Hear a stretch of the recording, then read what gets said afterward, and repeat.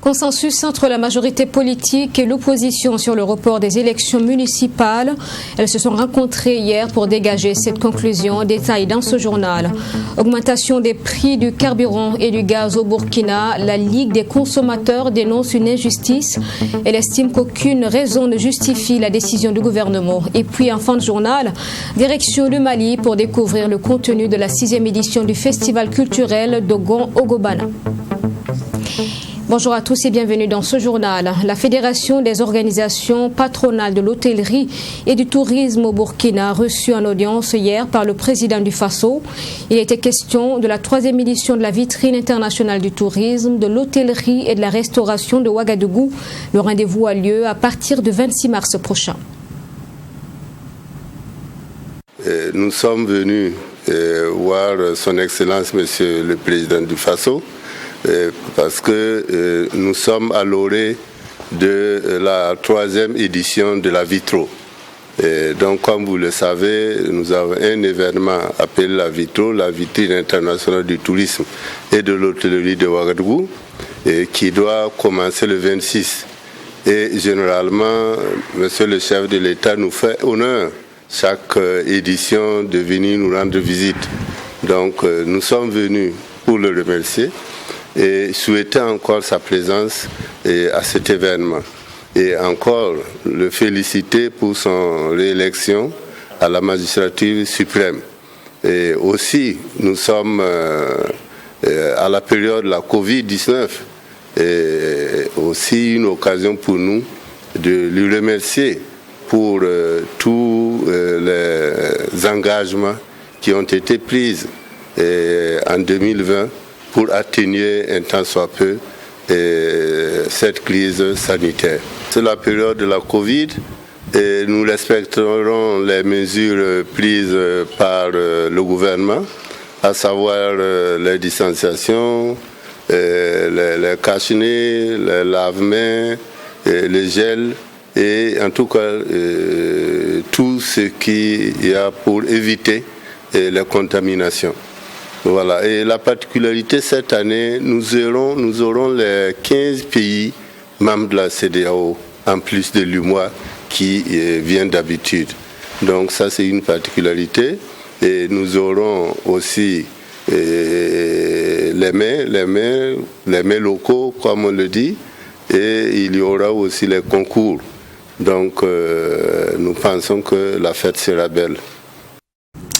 Et voilà des propos donc recueillis par notre rédaction. L'Alliance des partis de la majorité présidentielle a rencontré hier, je vous le disais en titre, le chef de file de l'opposition politique burkinabé. Donc la question du report des élections municipales était au cœur des échanges. Les deux partis sont toutes d'accord pour le report des municipales. Détail, Chérif Yanogo avec la voix de Samira Ouedraogo. L'opposition politique ne compte pas s'opposer à l'idée du gouvernement de reporter les élections municipales. C'est la substance de cette rencontre du comité de dialogue politique recomposé entre la majorité, l'APMP et le CEFOP, tenue ce 23 mars. Nous avons organisé des élections et ces élections ont impacté nos deux groupes, mais aussi de nous pencher sur une question qui est essentielle, importante, c'est la question du report des élections municipales. Nous avons discuté et nous avons, après avoir écouté les raisons qui ont amené le gouvernement à proposer qu'il y ait un report de ces élections, nous sommes entendus ce matin pour appuyer effectivement l'idée qu'il est nécessaire, si nous voulons que les prochaines élections soient des élections propres, nettes, transparentes, qu'il y ait un report pour permettre de réaliser l'ensemble des tâches que nous devons réaliser pour permettre à ces prochaines élections de se tenir dans l'intérêt bien compris de toutes les parties, opposition comme majorité. Une déclaration confirmée par le chef de file de l'opposition politique, Edi Komboego. Le gouvernement a cru bon de proposer un projet de loi portant modification, enfin pour report des élections. Malheureusement, nous sommes à moins de 6 mois de la date des élections qui étaient arrêtées. Et là, le protocole de la CEDEAO sur la démocratie et les élections dispose qu'il faut une concertation, qu'il y ait un consensus, large consensus de la classe politique.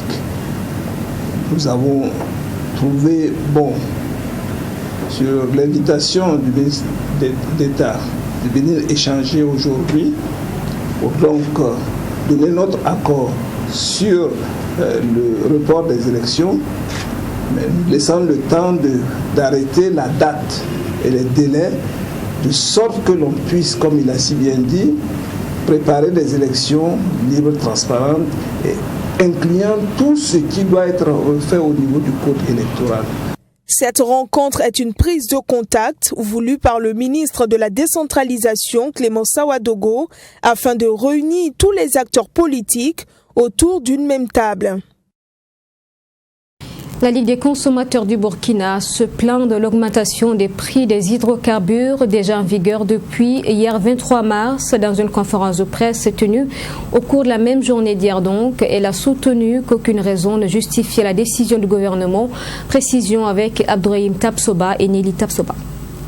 La Ligue des consommateurs du Burkina dénonce l'augmentation du prix des hydrocarbures et des bouteilles de 12,5 kg de gaz butane. Elle affirme n'avoir pas été associée à la prise de cette décision qu'elle qualifie d'inadmissible. La LCB dénonce le silence du ministère du Commerce depuis l'annonce de cette mesure. La LCB est membre du comité interministériel de détermination des prix des hydrocarbures à titre d'observateur. Malheureusement et comme d'habitude, elle n'a pas été ni associée ni informée officiellement de cette décision. C'est pourquoi nous dénonçons fermement cette façon de faire. La LCB ne saurait être une structure de faire valoir.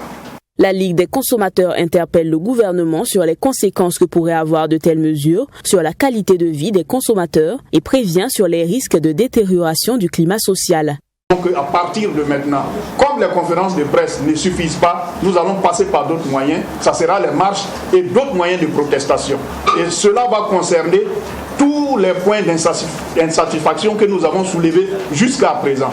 Que ce soit le gaz, le carburant, comme la bêtise, la pagaille que les sociétés de téléphonie mobile instaurent au Burkina Faso.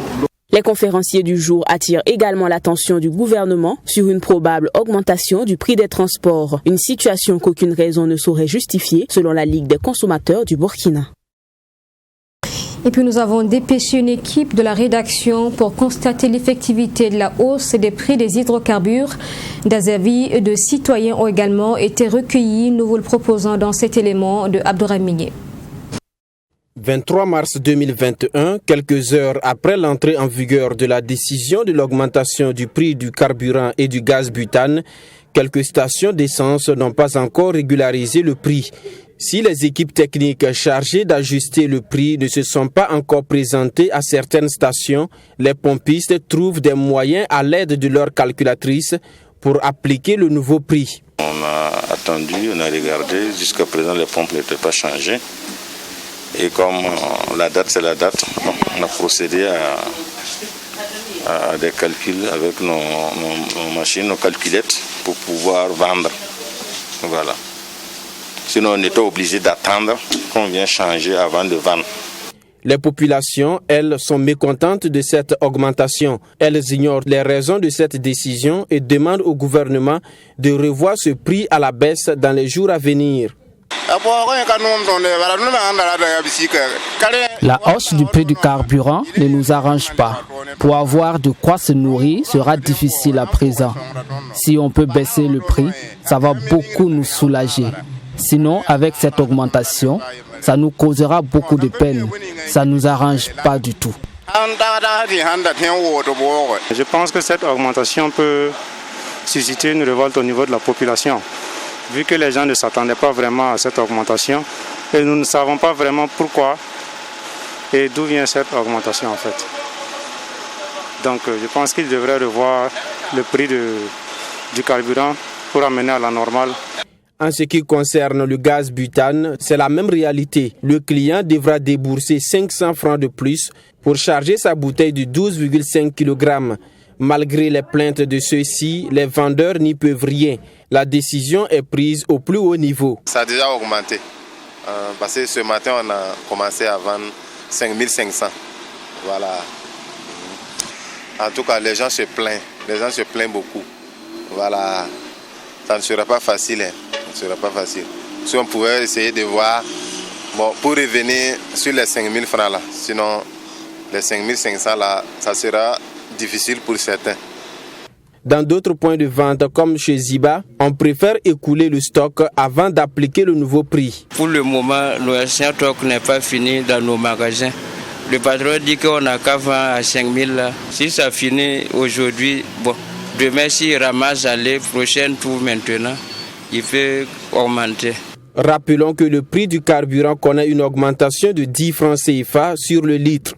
Ainsi, le Super 91 passe à 615 francs et le gasoil 545 francs CFA. La bouteille de gaz de 12,5 kg passe de 5 000 francs à 5 500 francs CFA. Dans la suite de ce journal, le ministère de la fonction publique s'engage dans une dynamique de maîtrise de ses effectifs et recrutements. À cet effet, les agents du département ont procédé hier à la validation de guides méthodologiques d'évaluation de la charge de travail dans les ministères et les institutions publiques. Précision avec Nadine Zongo. À l'issue de cet atelier qui réunit les différents acteurs clés du ministère de la fonction publique, du travail et de la protection sociale, le département de Mamadi Séni Ouedraogo disposera désormais d'un outil concret et pragmatique pour accompagner les ministères et institutions dans la détermination des effectifs à chaque poste donné. Toute chose qui permettra sans doute de minimiser les coûts salariaux. Il s'agit ici de pouvoir identifier ou déterminer pour un poste de travail donné le nombre de personnes censées occuper ce poste de travail-là.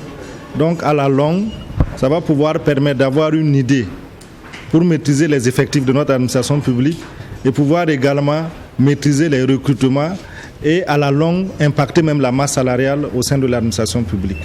Si un ministère de façon concrète demande à recruter 100 agents, nous allons utiliser cet outil-là pour voir, ok, vous avez peut-être déjà 90, donc vous n'avez besoin que de 10 au lieu de 100. Donc c'est un outil très important dans la gestion des ressources humaines, dans la gestion des effectifs au niveau des ministères et institutions de notre pays.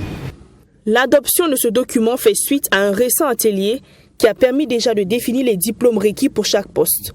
Un point non négligeable aussi pour la modernisation de la fonction publique, a-t-il ajouté. Cet outil ne met pas spécifiquement le diplôme, ne prend pas en compte spécifiquement le diplôme.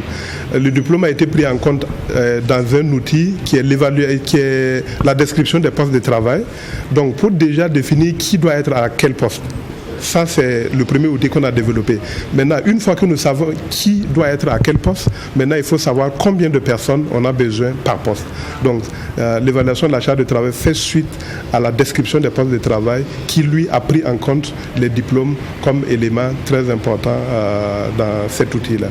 Cet outil qui sera adopté permettra en gros d'atteindre les objectifs de production en réduisant les incertitudes, les aléas et les coûts d'origine organisationnelle et humaine. Au-delà, c'est un outil qui permettra dans la dynamique de modernisation de la fonction publique l'adaptation du domaine des ressources humaines aux normes requises et mieux, faciliter la tâche des gestionnaires des ressources humaines. Question de réconciliation nationale au Burkina, le mouvement Amachia Inyu était ce lundi au Centre national de presse Norbert Zongo pour proposer des stratégies afin de permettre donc cette réconciliation nationale. Le mouvement s'est prononcé également sur la question sécuritaire, préconisant la création d'une commission nationale Vérité et Réconciliation. Mamit Kanekamabou. Plusieurs organisations de la société civile prônent la paix et la réconciliation au Burkina Faso. À cette conférence de presse, le mouvement Amachia Inyu s'est prononcé sur la question. Pour ce mouvement, la meilleure option pour amener le peuple à cette réconciliation est de créer une commission nationale Vérité et Réconciliation. Devant cette commission de réconciliation-là, que la réconciliation se fera en réalité. Comme cela a pu se passer en Afrique du Sud. On ne peut pas catégoriser, on ne peut pas subdiviser cette affaire de réconciliation. Ça doit être un mouvement national. Ça doit être un seul cadre, un seul comité vérité et réconciliation qui va statuer. Et ça sera diffusé et tout le monde se sentira concerné. Nous estimons que c'est la meilleure option pour amener tous les Burkinabés à être au même niveau d'information et à connaître la même vérité sur ce qui s'est passé au Burkina Faso. Et après cela, si l'on dit bien, il faut pardonner, je vous assure, comme nous l'avons dit, le peuple burkinabé, ce n'est pas un peuple rancunier. Le peuple burkinabé va aller au pardon. De nombreux Burkinabés exigent la paix sur les crimes qui ont été commis sur le sol du Burkina Faso, notamment sur les dossiers emblématiques comme l'affaire du journaliste Norbert Zongo, Thomas Sankara, les blessés de l'insurrection populaire et bien d'autres. Pour le maître Larousse Yen, président du mouvement, les Burkinabés ne trouveront pas la vérité devant la justice. Et pour aller véritablement à une réconciliation nationale, il faut la vérité et le pardon. Nous estimons que ce n'est pas devant la justice que nous pourrons faire la réconciliation. C'est en dehors des procès. Et c'est pourquoi c'est aussi une forme de justice. La justice transitionnelle, c'est une forme de justice. La justice transactionnelle aussi, c'est une forme de justice. On dit souvent qu'un mauvais arrangement vaut mieux qu'un bon procès. Et si on décide d'aller en justice avec toutes les conséquences, parce qu'en justice, vous pouvez perdre un dossier rien que sur des questions de forme, sans même aller au fond. C'est-à-dire qu'il y a des dossiers, le peuple peut ne même pas aller au fond, même pour entendre ce qui s'est passé dans les faits, parce que rien qu'avec la forme, l'affaire peut être close. Ce n'est pas de ça que le Burkina a besoin. Si nous voulons nous réconcilier, nous n'avons besoin que de la vérité et de la seule vérité. Et la seconde phase, c'est le pardon. Le mouvement a aussi donné sa lecture sur la question sécuritaire. Selon son président, il y a des Burkinabés formés et disposés à aider le pays à sortir de cette crise, mais qui croupissent toujours en prison à cause de l'égoïsme de certains. Et au regard de ces arguments, le mouvement appelle au bon sens et au sens du patriotique de tous les Burkinabés épris de paix afin que la commission vérité et réconciliation soit une réalité et non un leurre. La culture marocaine se dévoile au Burkina à travers la 3e édition de la foire marocaine en cours en ce moment sur le site du Siao. Des produits donc locaux made in Maroc sont exposés et vendus. Cette démarche est censée témoigner des bonnes relations existantes entre le Burkina et le peuple marocain. Image avec Abdourahim Yénié.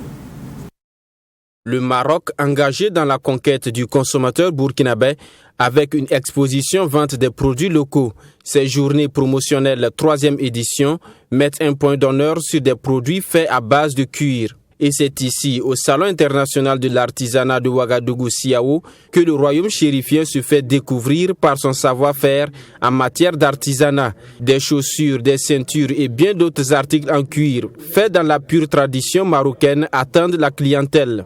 Tout, il y a pour les sandales aussi, il y a des sandales médicales. Ça c'est médical, il y a beaucoup de motifs, de modèles ici, comme ça, des modèles comme ça, beaucoup de... C'est médical. Et 100% cuir, c'est cuir à l'intérieur et à l'extérieur. Là, il y a des bottines comme ça. Ça, c'est 1 à 25 000, 2 à 40 000. Ça a comme beaucoup de sortes et il y a des comme ça.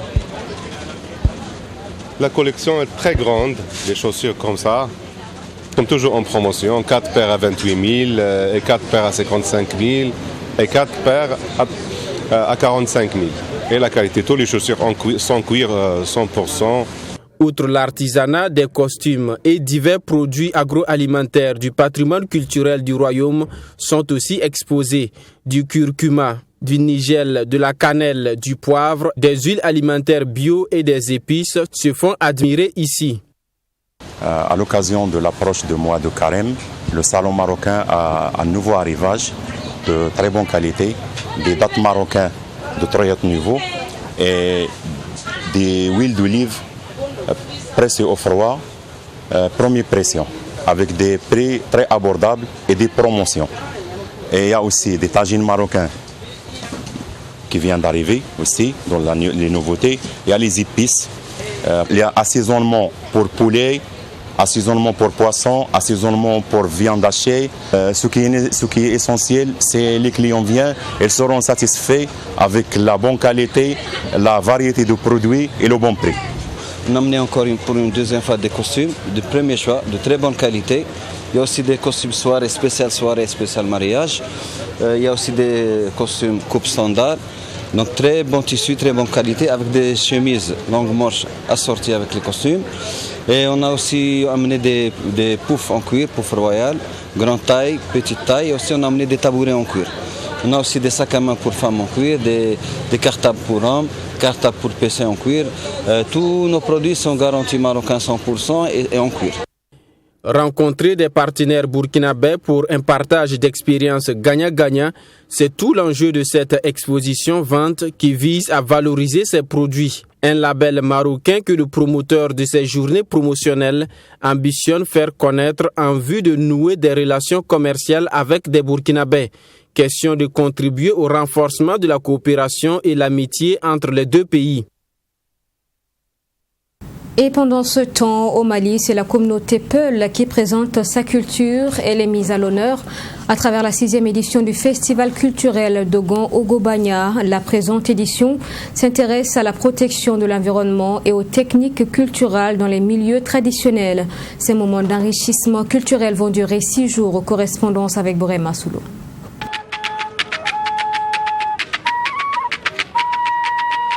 Invité d'honneur de cette 6e édition, la communauté Peul a envoyé une importante délégation à la cérémonie d'ouverture du Festival culturel Dogon Ogobanya. Le président de l'association Tabital Poulakou salue dans ses choix tout un symbole. En choisissant les Peuls comme invités d'honneur du présent festival, de la présente édition, Ogobanya a confirmé sa volonté de se servir de la culture pour rabibocher des segments de notre tissu social. Et ce n'est que simplement heureux. Tabital Poulakou a accepté l'honneur avec bonheur et fierté, convaincu que tout ce qui part d'un cœur atteint un autre cœur. Représentant le président de l'association Guinna Dogon, Amédou Togo, dira que ce festival est un espace d'expression des valeurs culturelles et sociétales qui caractérisent le Mali. Ogobara est un espace du donner et du recevoir. Un cadre de brassage entre Maliens de toute communauté. Nous travaillons à ce que les enfants du Mali se retrouvent leur vivre ensemble et pour certains, leurs terres et leurs activités économiques. Toutefois, le président de Tabital Poulakou reconnaît les responsabilités des deux communautés dans la banalisation du mal, faisant allusion aux tensions qui traversent les communautés Peul et Dogon dans le centre du Mali depuis 2017. Que de sang versé et inutilement, que de victimes innocentes, que de veuves, que d'orphelins, que de biens perdus, que d'habitations détruites, des populations corsetées dans leur propre milieu par des règles imposées. Nous avons été complices de la banalisation du mal et de la mort, comme si une folie collective s'était emparée de nous tous. Des conférences débats, des expositions, des stands, des soirées culturelles sont au programme de cette édition du Festival culturel Dogon Ogobanya. Les activités se déroulent dans la capitale malienne jusqu'au dimanche 28 mars prochain. Fin de ce journal, merci d'avoir suivi. Je vous souhaite une excellente suite en notre compagnie. Je vous retrouve demain à 13h.